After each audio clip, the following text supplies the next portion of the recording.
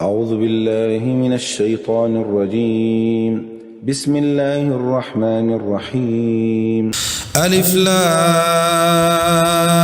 را تلك آيات الكتاب المبين إنا أنزلناه قرآنا عربيا لعلكم تعقلون نحن نقص عليك أحسن القصص بما أوحينا إليك هذا القرآن وإن كنت من قبله لمن الغافلين إذ قال يوسف لأبيه يا أبت إني رأيت 11 كوكبا والشمس والقمر رأيتهم لي ساجدين قال يا بني لا تقصص رؤياك على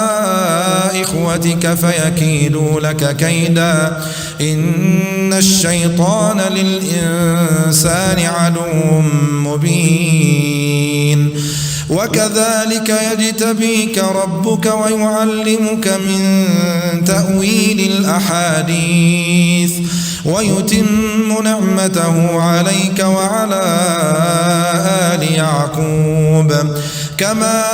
أتمها على أبويك من قبل إبراهيم وإسحاق إن ربك عليم حكيم لقد كان في يوسف وإخوته آيات للسائلين إذ قالوا ليوسف وأخوه أحب إلى أبينا منا ونحن عصبة إن أبانا لفي ضلال مبين اقتلوا يوسف أو اطرحوه أرضا يخل لكم وجه أبيكم وتكونوا من بعده قوما صالحين قال قائل منهم لا تقتلوا يوسف وألقوه في غيابة الجب يلتقطه بعض السيارة إن كنتم فاعلين قالوا يا أبانا ما لك لا تأمنا على يوسف وإنا له لناصحون أرسله معنا غدا يرتع ويلعب وإنا له لحافظون قال إني ليحزنني أن تذهبوا به وأخاف أن يأكله الذئب وأنتم عنه غافلون قالوا لئن أكله الذئب ونحن عصبة إنا إذا لخاسرون فلما ذهبوا به وأجمعوا أن يجعلوا في غيابة الجب وأوحينا إليه لتنبئنهم بأمرهم هذا وهم لا يشعرون وجاءوا أباهم عشاء يبكون قالوا يا أبانا إنا ذهبنا نستبق وتركنا يوسف عند متاعنا فأكله الذئب وما أنت بمؤمن لنا ولو كنا صادقين وجاءوا على قميصه بدم كذب قال بل سولت لكم أنفسكم أمرا فصبر جميل والله المستعان على ما تصفون وجاءت سيارة فأرسلوا واردهم فأدلى دلوه قال يا بشرى هذا غلام وأسروه بضاعة والله عليم بما يعملون وشروه بثمن بخس دراهم معدودة وكانوا فيه من الزاهدين. وقال الذي اشتراه من مصر لامرأته أكرمي مثواه عسى أن ينفعنا أو نتخذه ولدا وكذلك مكنا ليوسف في الأرض ولنعلمه من تأويل الأحاديث والله غالب على أمره ولكن أكثر الناس لا يعلمون. ولما بلغ أشده آتيناه حكما وعلما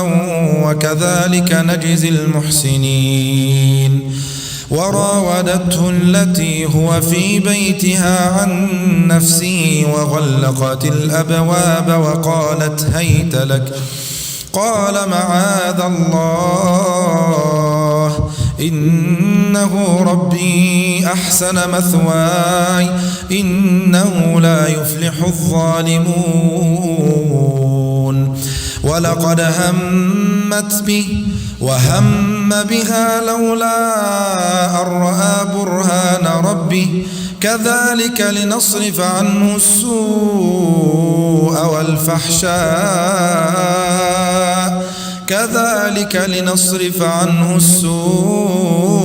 والفحشاء إنه من عبادنا المخلصين. واستبق الباب وقدت قميصه من دبر وألف يا سيدها لدى الباب. قالت ما جزاء من أراد بأهلك سوءا إلا أن يسجن أو عذاب أليم. قال هي راودتني عن نفسي وشهد شاهد من أهلها إن كان قميصه قد من قبل فصدقت وهو من الكاذبين. وإن كان قميصه قد من دبر فكذبت وهو من الصادقين. فلما رأى قميصه قد من دبر قال إنه من كيدكن إن كيدكن عظيم. يوسف أعرض عن هذا واستغفري لذنبك إنك كنت من الخاطئين. وقال نسوة في المدينة امرأة العزيز تراود فتاها عن نفسه قد شغفها حبا إنا لنراها في ضلال مبين. فلما سمعت بمكرهن أرسلت إليهن وأعتدت لهن متكئا وآتت كل واحدة منهن سكينا وقالت اخرج عليهن. فلما رأينه أكبرنه وقطعن أيديهن وقلن حاش لله ما هذا بشرا إن هذا إلا ملك كريم. قالت فذلكن الذي لمتنني فيه ولقد راودته عن نفسه فاستعصم ولئن لم يفعل ما آمره ليسجنن وليكون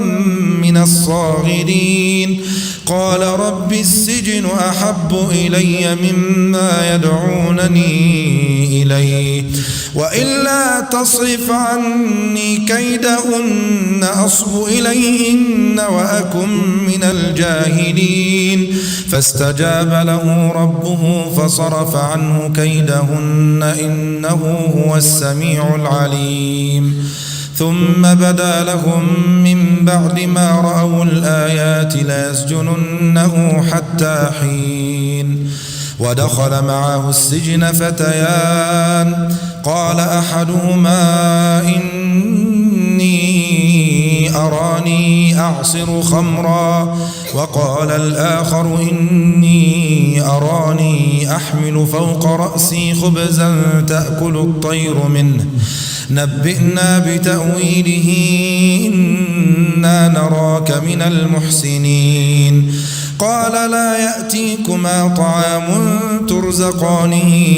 إلا نبأتكما بتأويله قبل أن يأتيكما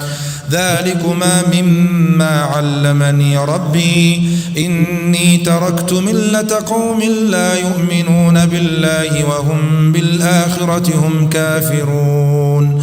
واتبعت ملة آبائي إبراهيم وإسحاق ويعقوب ما كان لنا أن نشرك بالله من شيء ذلك من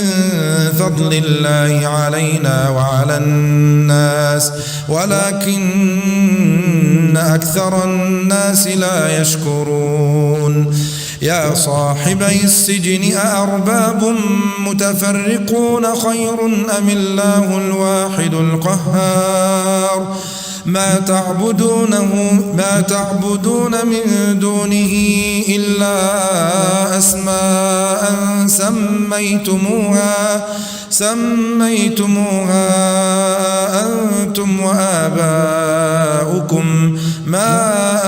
أنزل الله بها من سلطان إن الحكم إلا لله أمر ألا تعبدوا إلا إياه ذلك الدين القيم ولكن أكثر الناس لا يعلمون. يا صاحبي السجن أما أحدكما فيسقي ربه خمرا وأما الآخر فيصلب فتأكل الطير من رأسه قضي الأمر الذي فيه تستفتيان. وقال للذي ظن أنه ناج منهما اذكرني عند ربك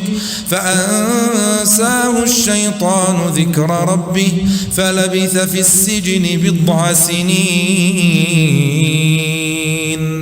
وقال الملك إني أرى 7 بقرات سمان يأكلهن 7 عجاف وسبع سنبلات خضر وأخر يابسات يا أيها الملأ أفتوني في رؤياي إن كنتم للرؤيا تعبرون. قالوا أضغاث أحلام وما نحن بتأويل الأحلام بعالمين. وقال الذي نجا منهما وادكر بعد أمة أنا أنبئكم بتأويله فأرسلون. يوسف أيها الصديق أفتنا في 7 بقرات سمان يأكلهن 7 عجاف و7 سنبلات خضر وأخر يابسات لعلي أرجع إلى الناس لعلهم يعلمون.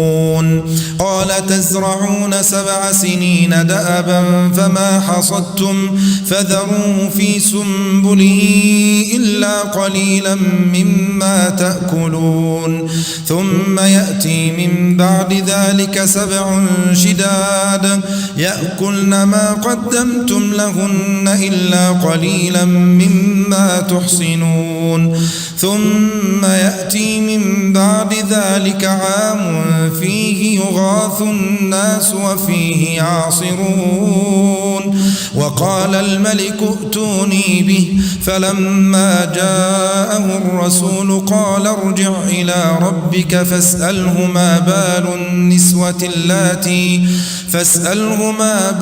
النسوة اللاتي قطعن أيديهن إن ربي بكيدهن عليم.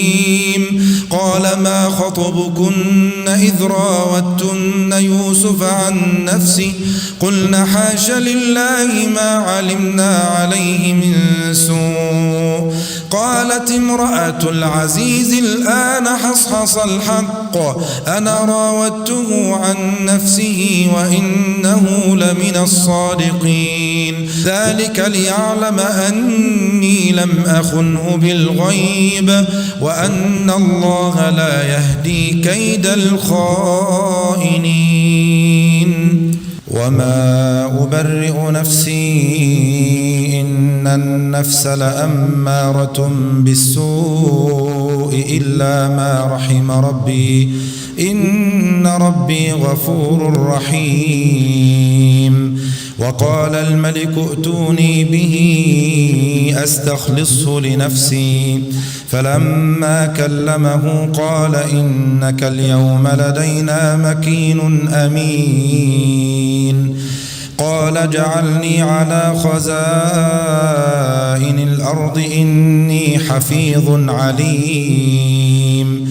وكذلك مكنا ليوسف في الأرض يتبوأ منها حيث يشاء نصيب برحمتنا من نشاء ولا نضيع أجر المحسنين ولأجر الآخرة خير للذين آمنوا وكانوا يتقون وجاء إخوة يوسف فدخلوا عليه فعرفهم وهم له منكرون ولما جهزهم بجهازهم قال ائتوني بأخ لكم من أبيكم ألا ترون أني أوفي الكيل وأنا خير المنزلين فإن لم تأتوني به فلا كيل لكم عندي ولا تقربون قالوا سنراود عنه أباه وإنا لفاعلون وقال لفتيانه جعلوا بضاعتهم في رحالهم لعلهم يعرفونها إذا انقلبوا إلى أهلهم لعلهم يرجعون فلما رجعوا إلى أبيهم قالوا يا أبانا منع منا الكيل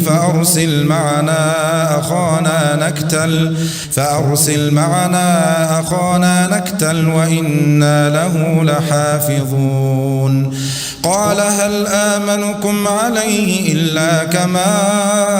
أمنتكم على أخيه من قبل فالله خير حافظا وهو أرحم الراحمين ولما فتحوا متاعهم وجدوا بضاعتهم ردت إليهم قالوا يا أبانا ما نبغي هذه بضاعتنا ردت إلينا ونمير أهلنا ونحفظ أخانا ونزداد كيل بعير ذلك كيل يسير قال لن أرسله معكم حتى تؤتون موثقا من الله لتأتونني به إلا أن يحاط بكم فلما آتوه موثقهم قال الله على ما نقول وكيل وقال يا بني لا تدخلوا من باب واحد وادخلوا من أبواب متفرقة وما أغني عنكم من الله من شيء إن الحكم إلا لله عليه توكلت وعليه فليتوكل المتوكلون ولما دخلوا من حيث أمرهم أبوهم ما كان يغني عنهم من الله من شيء إلا حاجة في نفس يعقوب قضاها وإنه لذو علم لما علمناه ولكن أكثر الناس لا يعلمون ولما دخلوا على يوسف آوى إليه أخاه قال إني أنا أخوك فلا تبتئس بما كانوا يعملون فلما جهزهم بجهازهم جعل السقاية في رحل أخيه ثم أذن مؤذن أيتها العير إنكم لسارقون قالوا وأقبلوا عليهم ماذا تفقدون قالوا نفقد صواع الملك ولمن جاء به حمل بعير وأنا به زعيم قالوا تالله لقد علمتم ما جئنا لنفسد في الأرض وما كنا سارقين قالوا فما جزاؤه إن كنتم كاذبين قالوا جزاؤه من وجد في رحله فهو جزاؤه كذلك نجزي الظالمين فبدأ بأوعيتهم قبل وعاء أخيه ثم استخرجها من وعاء أخيه كذلك كدنا ليوسف ما كان ليأخذ أخاه في دين الملك إلا أن يشاء الله نرفع درجات من نشاء وفوق كل ذي علم عليم قالوا إن يسرق فقد سرق أخ له من قبل فأسرها يوسف في نفسه ولم يبدها لهم قال أنتم شر مكانا والله أعلم بما تصفون قالوا يا أيها العزيز إن له أبا شيخا كبيرا فخذ أحدنا مكانه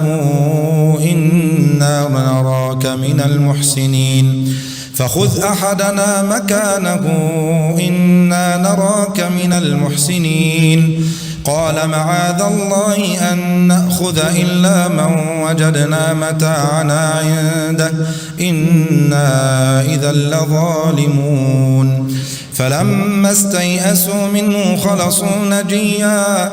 قال كبيرهم ألم تعلموا أن أباكم قد أخذ عليكم موثقا من الله ومن قبل ما فرطتم في يوسف فلن أبرح الأرض حتى يأذن لي أبي أو يحكم الله لي وهو خير الحاكمين ارجعوا إلى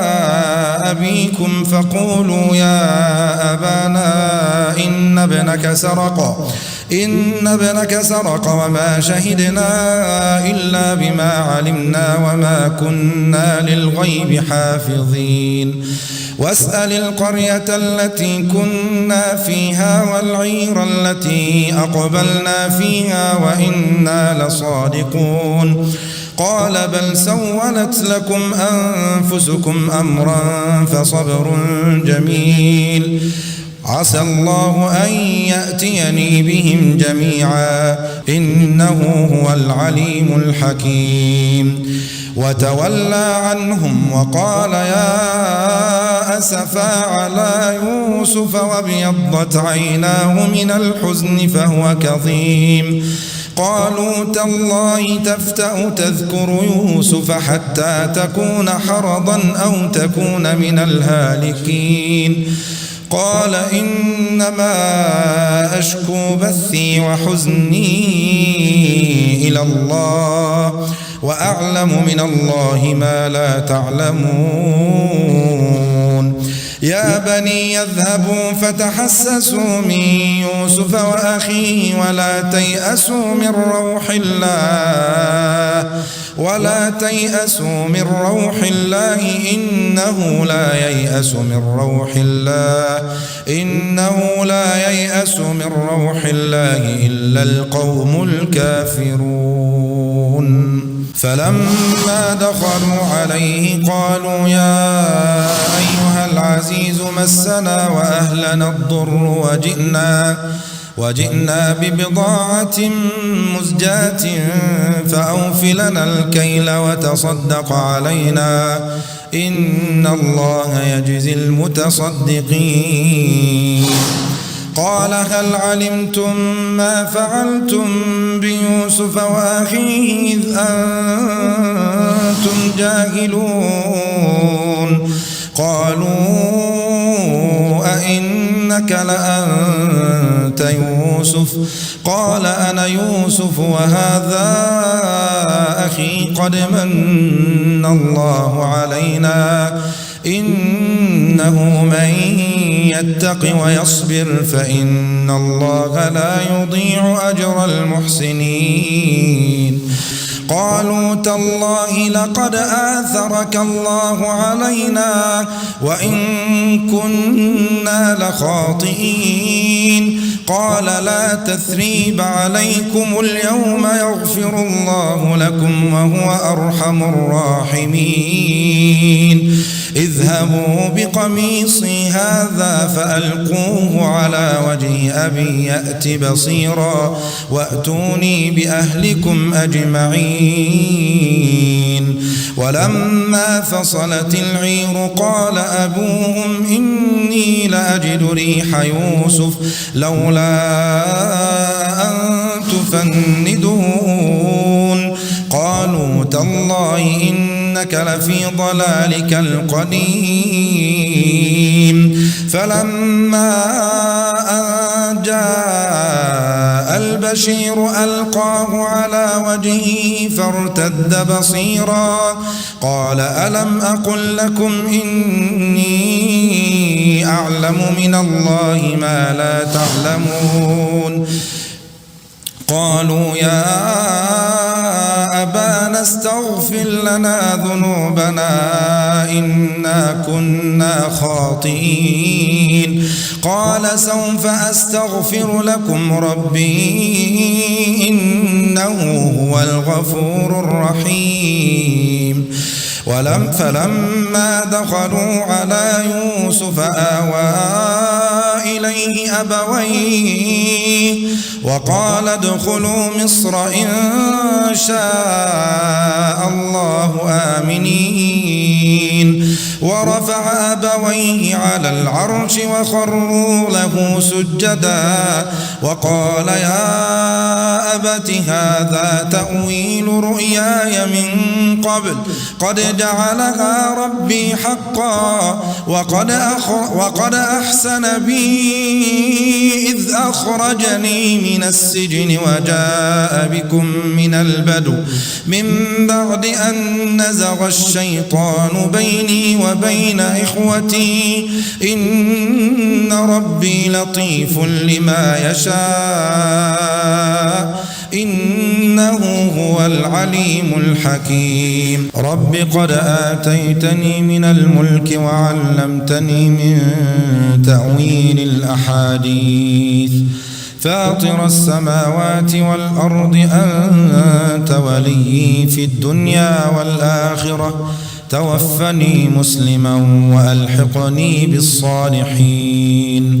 ذلك من أنباء الغيب نوحيه إليك وما كنت لديهم إذ أجمعوا أمرهم وهم يمكرون وما أكثر الناس ولو حرصت بمؤمنين وما تسألهم عليه من أجر إن هو إلا ذكر للعالمين. وكأي من آية في السماوات والأرض يمرون عليها وهم عنها معرضون وما يؤمن أكثرهم بالله إلا وهم مشركون أفأمنوا أن تأتيهم غاشية من عذاب الله أو تأتيهم الساعة بغتة وهم لا يشعرون قل هذه سبيلي أدعو إلى الله على بصيرة أنا ومن اتبعني وسبحان الله وما أنا من المشركين وما أرسلنا من قبلك إلا رجالا نوحي إليهم من أهل القرى أفلم يسيروا في الأرض فينظروا كيف كان عاقبة الذين من قبلهم ولدار الآخرة خير للذين اتقوا أفلا تعقلون حتى إذا استيأس الرسل وظنوا أنهم قد كذبوا جاءهم نصرنا فنجي من نشاء ولا يرد بأسنا عن القوم المجرمين لقد كان في قصصهم عبرة لأولي الألباب ما كان حديثا يفترى ولكن تصديق الذي بين يديه وتفصيل كل شيء وهدى ورحمة لقوم يؤمنون